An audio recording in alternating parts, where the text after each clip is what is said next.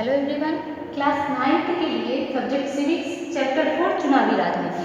हम लोग चुनाव की हमारी प्रणाली क्या है इसके बारे में जान रहे थे। तो सबसे पहले हम लोग उसमें पढ़ा था चुनाव क्षेत्र, दूसरा था आरक्षित निर्वाचन क्षेत्र, तीसरा था मतदाता सूची, चौथा था उम्मीदवारों का नामांकन। अब पांचवा इसमें पढ़ रहे हैं हम लोग चुनाव अभियान। हाँ, तो उसके अंतर्गत चुनाव अभियान के अंतर्गत क्या क्या किया जाता है आइए देखते हैं। चुनाव का मुख्य उद्देश्य लोगों को अपनी पसंद के प्रतिनिधियों, सरकार और नीतियों का चुनाव करने का अवसर देना है।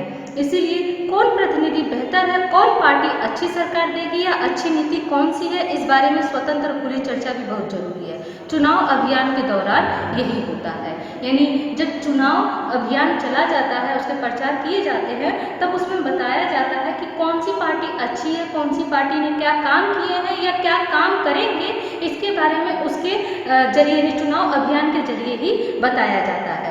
हमारे देश में उम्मीदवारों की अंतिम सूची की घोषणा होने और मतदान की तारीख के बीच आमतौर पर 2 सप्ताह का समय चुनाव प्रचार के लिए दिया जाता है, यानी करीब 2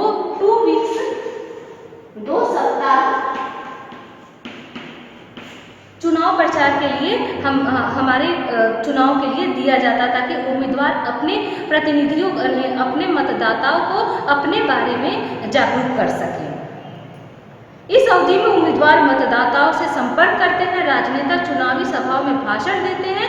देखिए, भाषण देते हैं, ठीक उसी प्रकार से हम लोग हरियाणा का उदाहरण दें, जिसमें देवीलाल ने भाषण देकर, यानी करीब 29 महीने पहले से ही वो भाषण वहाँ पर दे रहे थे, अपने उम्मीदवारों को, मतदाताओं को अपने प्रति, अपने बारे में या अपने पार्टी के बारे में लोगों को बता रहे थे। ठीक उसी प्रकार से चुनाव अभियान के दौरान यही किया जाता है और राजनीतिक पार्टियां अपने समर्थकों को सक्रिय करती हैं। इसी अवधि में अखबार और टीवी चैनलों पर चुनाव से जुड़ी खबरें और बहसें भी होती हैं, पर असल में चुनाव अभियान सिर्फ 2 हफ्ते नहीं चलता है। हाँ, राजनीतिक दल चुनाव होने के महीनों पहले से इसकी तैयारियां शुरू कर देते हैं। ठीक इसके पहले ही मैंने उदाहरण देते हुए आपको हरियाणा का उदाहरण, देवीलाल का उदाहरण दिया था।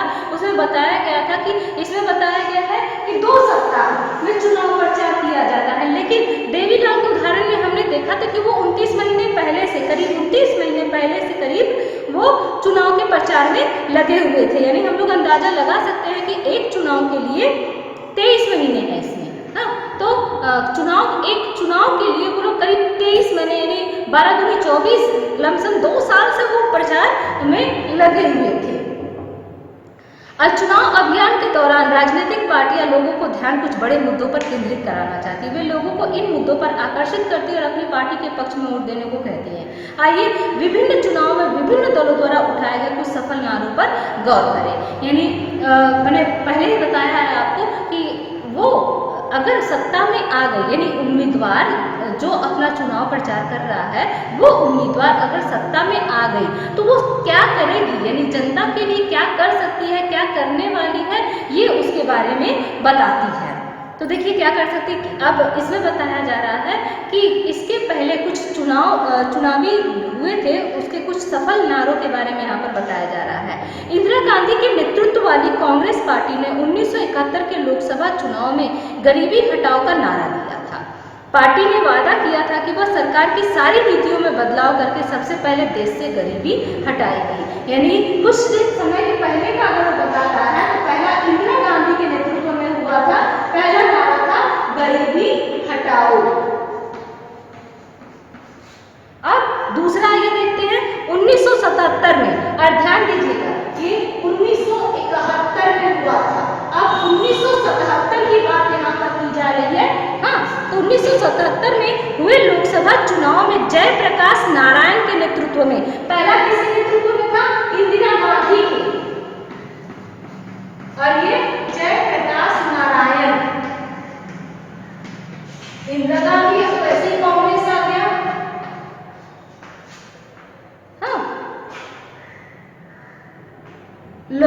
चुनाव में जयप्रकाश नारायण के नेतृत्व में जनता पार्टी ने नारा दिया लोकतंत्र बचाओ। पहला क्या था? गरीबी हटाओ। 1971 में इंदिरा गांधी जी द्वारा दिया गया था। दूसरा था जयप्रकाश द्वारा 1977 में लोकतंत्र बचाओ।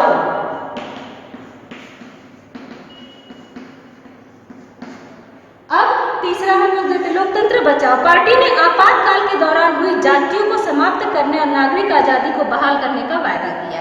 चौथा, वामपंथी दलों ने 1977 में हुए पश्चिम बंगाल विधानसभा चुनाव में जमीन जोतने वालों को, यानी दूसरा ये था, तीसरा है जमीन जोतने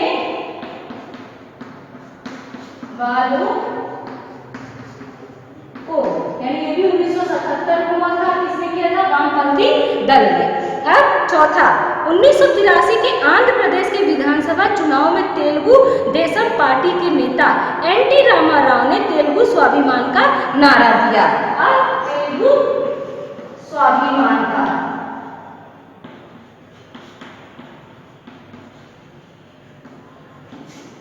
1983 के कौन दिया था? ये देशम पार्टी के एनटी रामाराव ने। पहला इंदिरा गांधी, दूसरा जयप्रकाश, तीसरा है वामपंथी दल, चौथा है एनटी रामाराव ने।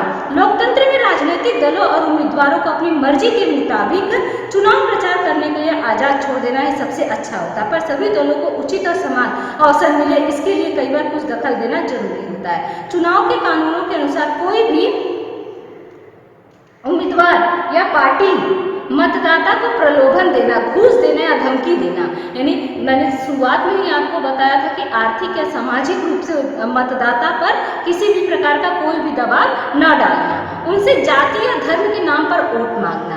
ये भी शुरू में हम लोग पढ़ा था कि जाति और धर्म के नाम पर भी वोट मांगा जाता है, तो इस प्रकार के प्रलोभन मतदाताओं को नहीं दिया जाना चाहिए। चुनाव अभियान में सरकारी संसाधनों का इस्तेमाल करना, यानी सरकारी संसाधन जैसे फॉर एग्जांपल किसी के भी मतलब डीएम का गाड़ी वगैरह हो गया तो वो सरकारी हैं और उनके जो संसाधन यानी गाड़ी जो होती है वो संसाधन होता है, तो उसका इस्तेमाल, मैं एक उदाहरण दे रही हूँ कि उसका इस्तेमाल नेताओं के लिए वर्जित है, यानी उसका इस्तेमाल वो लोग नहीं कर सकते हैं। लोकसभा चुनाव में से निर्वाचन क्षेत्र में 25 लाख या विधानसभा चुनाव में 10 लाख रुपए से ज्यादा खर्च करना, यानी चुनाव प्रचार के दौरान 25 लाख यानी एक निर्वाचन क्षेत्र में 25 लाख या विधानसभा चुनाव में, ध्यान दीजिएगा, लोकसभा चुनाव में 25 लाख बोल रहा है, निर्वाचन क्षेत्र में यानी विधानसभा चुनाव में 10 लाख रुपए से ज्यादा खर्च करना, यानी इससे ज्यादा खर्चा वो नहीं कर सकता है। अगर वे इनमें से किसी भी मामले में दोषी पाए गए तो चुने जाने के बावजूद उनका चुनाव रद्द घोषित हो सकता है। इन कानूनों के अलावा हमारे देश की सभी राजनीतिक पार्टियों ने चुनाव प्रचार की आचार संहिता को भी स्वीकार किया है। इसमें उम्मीदवारों और पार्टियों को यह सब करने की मनाही है। यानी पहला हम लोग फिर से देख लेते हैं कि प्रलोभन देना या घूस देना या किसी भी प्रकार की धमकी देना, जाति के आधार पर, जाति या धर्म के आधार पर वोट मांगना, तीसरा हम लोगों का है सरकारी संसाधनों का इस्तेमाल न करना, चौथा है यानी निर्वाचन क्षेत्र में 25 लाख और विधानसभा में 10 लाख से अधिक खर्च, चुनाव प्रचार में अधिक खर्च न करना। अगर भी इनमें से किसी भी चुनाव प्रचार के लिए किसी धर्म स्थल का उपयोग, सरकारी वाहन, विमान या अधिकारियों का चुनाव में उपयोग, वही एक एग्जाम्पल फिर से मैंने आपको दिया था कि डीएम का, तो डीएम का भी इस्तेमाल वो लोग नहीं कर सकते हैं। चुनाव की अधिक घोषणा हो जाने के बाद मंत्री किसी बड़ी योजना का शिलान्यास, बड़े नीतिगत फैसले या लोगों की सुविधाएं देने वाले फायदे नहीं कर सकते। यानी इसके अंतर्गत चुनाव अभियान के अंतर्गत हम लोगों ने 4 मुख्य पॉइंट यहाँ लिखा था कि उन लोगों ने मतलब चुनाव प्रचार के दौरान इन नारों का प्रचलन किया था, जैसे गरीबी हटाओ, लोकतंत्र बचाओ, जमीन जोतने वालों को, चौथा था तेलुगु स्वाभिमान। इसके बाद था कि चुनाव में किसी भी प्रकार का दबाव यानी मतदाता पर किसी भी प्रकार का, चाहे वो सामाजिक हो, आर्थिक हो, धार्मिक हो या आर्थिक हो, किसी भी प्रकार का उस पर दबाव न डालना, और आचार संहिता के हिसाब से किसी भी धर्म स्थल का प्रयोग नहीं करना, किसी भी सरकारी ऑफिसर्स का उपयोग न करना, और चुनाव की अधिघोषणा हो जाने के बाद किसी भी बड़े फैसले को न लेना। यानी ये सब चुनाव अभियान के दौरान किया जाता है। तो अब हम लोग जान रहे हैं कि चुनाव की हमारी प्रणाली क्या है, यानी चुनाव जब संपन्न कराए जाते हैं तो उसके अंतर्गत किस प्रकार से यानी किस स्टेप बाय स्टेप वो संपन्न कराए जाते हैं। तो हमारा सबसे पहले होता है चुनाव क्षेत्र, फिर आरक्षित निर्वाचन क्षेत्र, इसके बारे में भी हमने पढ़ा। तीसरा हम लोगों का है मतदाता सूची, फिर चौथा उम्मीदवारों का नामांकन, पांचवा आ गया चुनाव अभियान, अब ये छठा और ये आखिरी है मतदान या मतगणना करना। हाँ, तो इसमें हम लोग पढ़ते हैं चुनाव का आखिरी चरण है। देखिए अब ये 6 यानी चुनाव की हमारी प्रणाली क्या है, 6 चरण होते हैं। 6 चरण के जरिए हम लोग किसी एक चुनाव को पूरा करते हैं। चुनाव का आखिरी चरण है मतदाताओं द्वारा वोट देना। इस दिन को आमतौर पर चुनाव का दिन कहते हैं। मतदाता सूची में नाम वाला हर व्यक्ति अपने इलाके में स्थित मतदान केंद्र पर जाता है या अस्थायी तौर पर स्थानीय स्कूल या किसी सरकारी इमारत में बना होता है। यानी कहने का तात्पर्य यह है कि जहां पर मतदान दिया जाता है उसके बारे में यहाँ पर बताया जा रहा है। जब मतदाता मतदान केंद्र में जाता है तो चुनाव अधिकारी उसे पहचानकर उसकी उंगली पर एक काला निशान लगा देते हैं और उसे वोट डालने की अनुमति देते हैं। सभी उम्मीदवारों के एजेंटों को मतदान केंद्र के अंदर बैठने की इजाजत होती है, जिससे कि वे देख सके कि चुनाव ठीक ढंग से हो रहा है।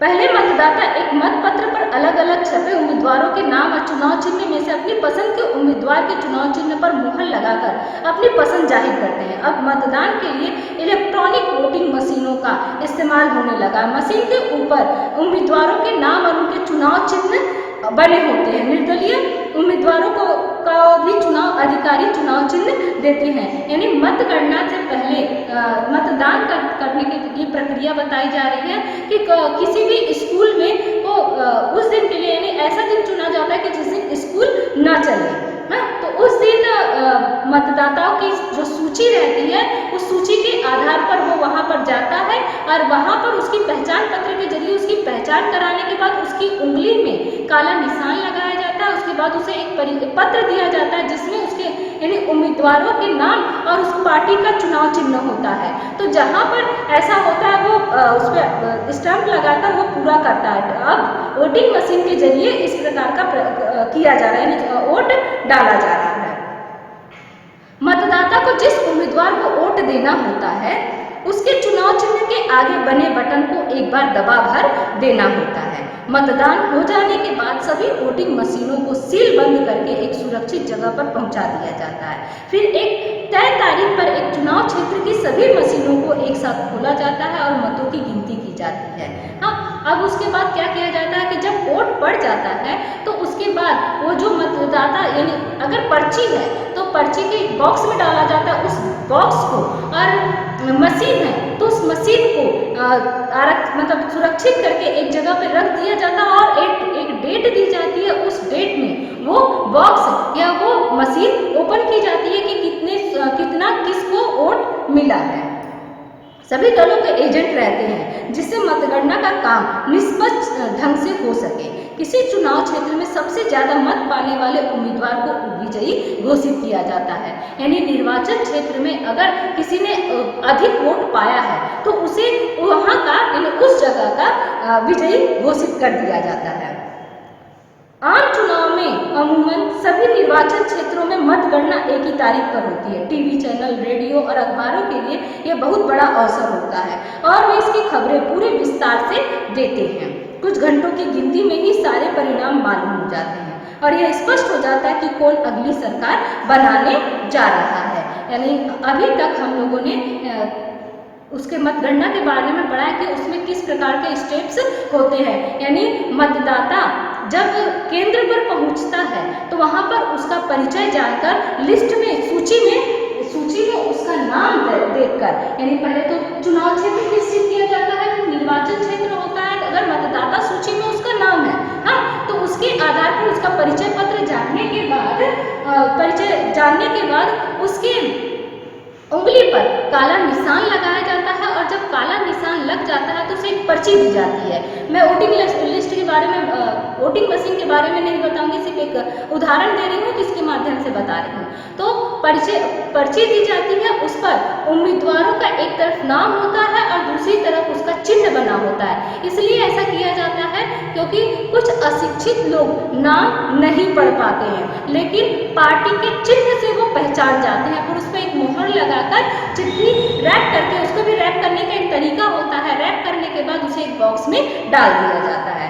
डालने के बाद उस बॉक्स को, यानी सब अगर उस दिन पूरा मतदान हो जाता है, फिर उस बॉक्स को एक जगह सुरक्षित रखा जाता है। सुरक्षित करने के बाद एक पर्टिकुलर डेट दिया जाता है, उस डेट पर उस बॉक्स को खोला जाता है और जो सबसे ज़्यादा वोट पाता है उस उम्मीदवार को विजयी घोषित कर दिया जाता है। यानी ये पूरा हमारा मतदान और मतगणना प्रक्रिया में होता है। यानी इस प्रकार से हम लोगों का चुनाव की प्रणाली क्या है, ये 6 स्टेप में हमने पढ़ा है। तो ये 6 स्टेप आप लोग याद कर लीजिएगा। तो पहला आपका आता है चुनाव क्षेत्र, दूसरा आरक्षित निर्वाचन क्षेत्र, तीसरा मतदाता सूची, चौथा उम्मीदवारों का नामांकन, पांचवा है चुनाव अभियान और छठा है आपका मतदान या और मतगणना।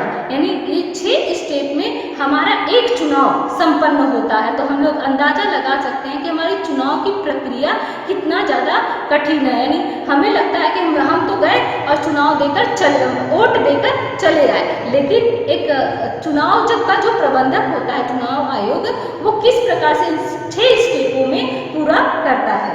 तो नेक्स्ट टॉपिक हम लोगों का चौथा 4.3 का होगा, भारत में चुनाव क्यों लोकतांत्रिक है। तो इसके बारे में हम लोग नेक्स्ट वीडियो में जानेंगे।